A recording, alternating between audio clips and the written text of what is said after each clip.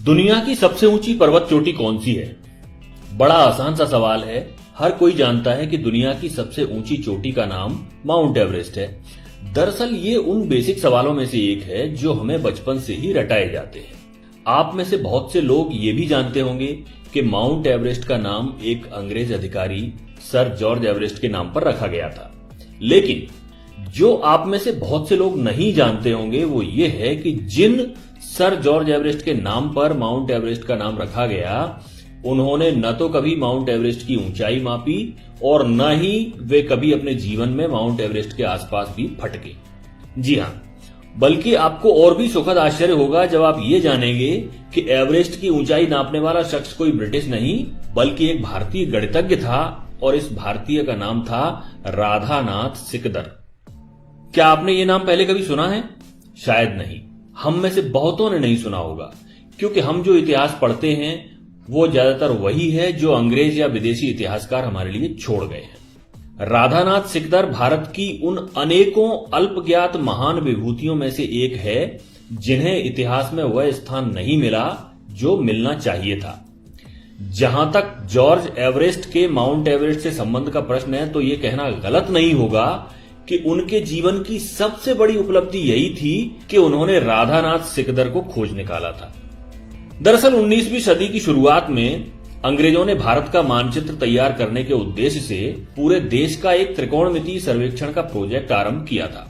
इसी प्रोजेक्ट के तहत सन 1830 में सर जॉर्ज एवरेस्ट नाम का एक अंग्रेज अधिकारी सर्वेयर जनरल ऑफ इंडिया बनकर भारत आया। भारत आने के बाद जॉर्ज एवरेस्ट ने एक ऐसे व्यक्ति की खोज शुरू की जो स्फेरिकल ट्रिग्नोमेट्री में विशेषज्ञ हो। तब उनके एक शिक्षक मित्र ने उन्हें कोलकाता के एक युवा छात्र राधानाथ सिकदर का नाम सुझाया, जिसने अपनी गणितीय प्रतिभा से अपने शिक्षकों को कायल कर रखा था। फिर क्या था, सर जॉर्ज एवरेस्ट ने राधानाथ सिकदर को अपने विभाग में कंप्यूटर के पद पर नौकरी पर रख लिया।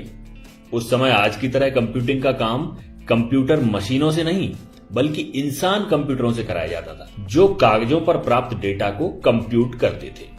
राधानाथ सिकदर बेहद मेहनती और प्रतिभाशाली इंसान थे जिसके कारण सर जॉर्ज एवरेस्ट उनसे काफी प्रभावित रहते थे।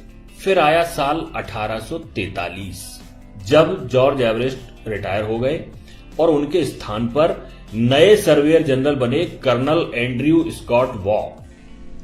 अब ध्यान रहे, अब तक माउंट एवरेस्ट, जिसे उस समय पीक एक्सवी के नाम से जाना जाता था, की ऊंचाई नापने का काम शुरू नहीं हुआ था। ये तो कर्नल एंड्रयू स्कॉट वॉ थे जिन्होंने राधानाथ को पीक एक्सवी की ऊंचाई मापने का काम सौंपा। राधानाथ अपने काम में जी जान से लग गए और सालों की कड़ी मेहनत के बाद आखिर 1852 में पीक एक्सवी की ऊंचाई बताने में सफल हुए। उन्होंने बताया कि इसकी ऊंचाई 29,002 फीट है जो दुनिया में ज्ञात सभी पर्वत चोटियों से ज्यादा है। लेकिन इसके बाद भी इसकी तत्काल घोषणा नहीं की गई क्योंकि राधानाथ अपनी हर गणना से हर तरह से संतुष्ट होना चाहते थे।